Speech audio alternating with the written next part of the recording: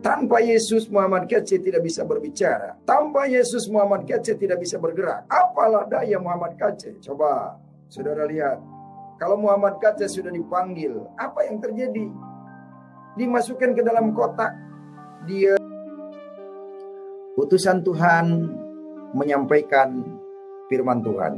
Mengambil sumber tema adalah Yohanes 3 ayat 34 sampai 36. Demikian bunyinya. Firman Tuhan dikatakan di dalam Yohanes 3 ayat 34, siapa yang diutus Allah, dialah yang menyampaikan firman Allah. Karena Allah mengaruniakan rohnya dengan tidak terbatas. Saudara yang dikasihi Tuhan, saya berikan contoh di dunia. Siapa yang diutus oleh direktur perusahaan tentu membawa pesan-pesan atas nama perusahaan. Ini di salah satu perusahaan. Sekarang diibaratkan lagi, misalkan kepala negara kita Bapak Presiden Joko Widodo, itu Presiden Negara Kesatuan Republik Indonesia. Itu negara kita. Kalau Bapak Presiden mengutus utusannya, tentu yang diutus ini membawa misi kenegaraan, membawa misi Bapak Presiden. Itu utusan presiden. Sekarang misalkan Yesus utusan Allah, tentu datangnya ke dunia membawa pesan-pesan Tuhan, amanat Tuhan. Apa yang harus dilakukan oleh manusia, Tuhan Yesus menyampaikannya. Manusia harus menyembah Tuhan dengan cara bagaimana mentaati firman Tuhan. Karena Yesus adalah wujudnya diutus oleh Tuhan menjelma menjadi manusia dengan tujuan manusia mengenal Tuhannya, jangan sampai menjadi manusia pendusta. Yesus adalah wujud manusia diutus oleh Allah untuk menjelma menjadi manusia agar seluruh manusia yang percaya mengenal Tuhannya. Yesus dengan kekuasaannya menyatakan diri untuk bisa dilihat oleh mata, didengar telinga firman-Nya, diraba oleh tangan wujudnya. Itulah Tuhan yang sebenarnya adalah Yesus. Utusan Tuhan selalu menyampaikan pesan-pesan Tuhan. Contohnya, Muhammad Kaca diutus oleh Tuhan Yesus untuk menyampaikan kabar baik tentang Yesus. Yesus adalah Tuhan. Yesus adalah firman yang menjelma menjadi manusia. Yesus adalah firman yang menyatakan diri menjadi manusia. Muhammad Kece selalu menyampaikan apa yang Tuhan Yesus ingin sampaikan. Pergi ke segala bangsa, jadikanlah muridku, kata Tuhan Yesus. Baptislah mereka dalam nama Bapa, Anak, dan Roh Kudus. Muhammad Kece melakukannya. Jadi Muhammad Kece diutus oleh Yesus, dan yang berbicara di dalam mulutnya adalah Yesus itu sendiri. Tanpa Yesus, Muhammad Kece tidak bisa berbicara. Tanpa Yesus, Muhammad Kece tidak bisa bergerak. Apalah daya Muhammad Kece? Coba saudara lihat. Kalau Muhammad Kece sudah dipanggil, apa yang terjadi? Dimasukkan ke dalam kotak. Diam aja, nggak ngomong-ngomong. Ketika Muhammad Kece bangun lagi, pada lari itu orang, ketakutan. Nah, itulah utusan Tuhan menyampaikan firman Tuhan. Utusan Tuhan tidak membuat agama, karena agama itu adalah duniawi. Agama itu adalah politik. Kemudian yang kedua, Bapa mengasihi anak dan telah menyerahkan segala sesuatu kepadanya. Barang siapa percaya kepada anak, ia beroleh hidup yang kekal. Tetapi barang siapa yang tidak taat kepada anak, ia tidak akan melihat hidup yang melainkan murka Allah tetap ada di atasnya. Saudara, ngeri saudara. Kalau yang tidak percaya akan menerima hukuman, artinya mati masuk neraka selamanya. Yesus membawa manusia masuk surga. Ini harus disampaikan ke dunia maya Karena ini penting. Karena manusia itu tidak akan selamanya hidup di dunia. Saya juga tidak tahu kapan dipanggil oleh Tuhan untuk mengisi sorga. Karena ayatnya jelas. Isa dan pengikutnya kembalinya kepada Allah. Amal tidak bisa menyelamatkan saudara. Amal baik tidak menyelamatkan saudara. Cuman kalau saudara beramal baik, nanti taburan di dunia kebaikan akan juga dirasakan di akhirat kebaikannya. Itu saja. Kalau saudara di dunia menabur kejahatan seperti merampok, mencuri, menipu, poligami tanpa izin istri tua, itu juga dosa. Itu nanti di akhirat akan dituai, akan menerima upahnya. Makanya kalau mau poligami izin dulu sama yang tua ya, minta surat yang resmi supaya tidak jadi dosa. Begitu ya.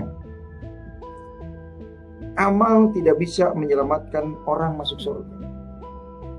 Oleh karena itu, mari selagi ada kesempatan di dunia untuk bertobat, terima Yesus sebagai Tuhan dan Juru Selamat, agar dosamu diampuni. Karena Yesus mempunyai kuasa untuk mengampuni dosa. Yesus mempunyai kuasa mengampuni dosa. Nah, di sini ayatnya jelas. Markus 2 ayat 10. Di sini dijelaskan, tetapi supaya kamu tahu bahwa di dunia ini anak manusia berkuasa mengampuni dosa. Berkatalah ia kepada orang lumpuh itu, bangun, berdirilah. Lukas 5 ayat 2. Lukas 5 ayat 24 juga dikatakan, tetapi supaya kamu tahu bahwa di dunia ini anak manusia berkuasa mengampuni dosa. Berkatalah ia kepada orang lumpuh itu, kepadamu kukatakan, bangunlah, angkatlah tempat tidurmu, dan pulanglah ke rumahmu. Saudara yang dikasihi Tuhan, kalau saudara mengatakan, Tuhan Yesus anak manusia mampu mengampuni dosamu, maka yang lumpuh disembuhkan, yang buta melihat, tuli mendengar, dalam nama Yesus. Buta melihat, tuli mendengar, lumpuh berjalan. Itulah Yesus. Silakan Anda yang percaya Yesus, praktekkan itu. Sebagaimana pendeta Simon sering menyembuhkan orang yang sakit. Dan semua orang akan mengalami kuasa seperti itu. Apabila Roh Kudus turun, maka kamu akan diberikan kuasa untuk menyembuhkan orang sakit, mengusir setan-setan, jin-jin diusir. Nah, saya menyampaikan ini untuk mengkanter tuduhan-tuduhan Abdul Somad yang mengatakan di dalam salib ada jin. Makanya saya kanter, di dalam salib tidak ada jin. Di dalam salib ada hablum minanas, hablum minallah. Di dalam salib ada hubungan sesama manusia, hubungan sama dengan Tuhan. Makanya rumah sakit lambangnya plus. Plus itu jiwa penolong. Itu tujuannya. Lambang plus itu positif. Positif ke dalam kebaikan, tidak negatif. Begitu. Salib itu artinya persegi, horizontal dan vertikal. Salib adalah memikul beban berat dosa manusia. Tuhan Yesus sudah melakukan itu agar manusia diselamatkan. Anak manusia berkuasa mengampuni dosa. Jadi kalau saudara banyak dosa, berdosa, datang kepada Yesus sambil dibaptis, minta ampun. Udah, dosamu bersih seperti bayi kecil. Makanya bayi mati langsung masuk surga. Karena bayi belum berdosa, belum berbohong. Kalau sudah tua, dewasa sering berbohong. Suami istri berbohong, anak dengan bapak berbohong, dengan ibu berbohong. Itu kalau sudah dewasa itu sudah kena kontaminasi dengan dosa-dosa berbohong. Contoh, anak umur 5 tahun misalkan memecahkan piring. Dia sambil sembunyi, oh bukan dedek yang memecahkan. Bukan. Padahal orang tua tahu panggumrang dia yang pegang, kan begitu. Anak kecil aja udah bisa berbohong. Itulah yang disebut dosa turunan. Hilang itu dosa kalau sudah minta ampun kepada orang tua. Hilang itu dosa kalau sudah dibaptis. Kalau saudara belum dibaptis, belum hilang itu dosa. Makanya jangan takut disebut orang kafir. Karena orang kafir itu kayak firman. Jangan takut dibilang orang Batak. Orang Batak itu bergembira. Karena apa? Bersama Allah tak akan kekurangan. Itulah Batak. Saya jadi orang Batak sekarang. Bersama Allah tak akan kekurangan. Karena apa?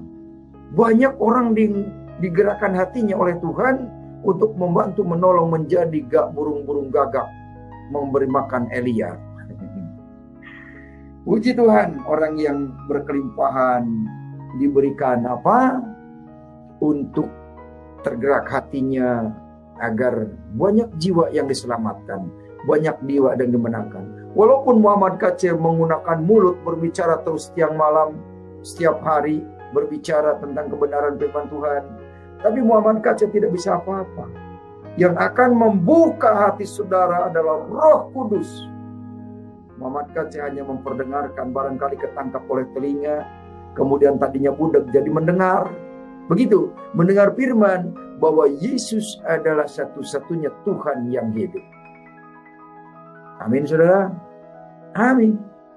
Itulah sebabnya, saudara, di dalam nama Yesus, jangan sampai saudara meninggalkan Yesus. Rugi saudara kalau meninggalkan Yesus. Karena Yesus adalah Tuhan yang wujud. Itu saja saudara, malam hari ini. Mungkin saya tidak terlalu banyak lebar. Agar yang penting menangkap saudara. Utusan Tuhan tidak menyampaikan agama. Utusan Tuhan menyampaikan firman Tuhan. Yang membuat agama adalah politik. Yang membuat politik adalah manusia yang rakus dengan kekuasaan. Itu saja pesan Tuhan Muhammad KC malam hari ini. Dari Yohanes 3 ayat 34 sampai 36. Firman Tuhan Markus 2 ayat 10 dan Lukas 5 ayat 24, yaitu anak manusia berkuasa mengampuni manusia. Itu saja malam ini. Selamat berpisah, sampai jumpa lagi, selamat beristirahat.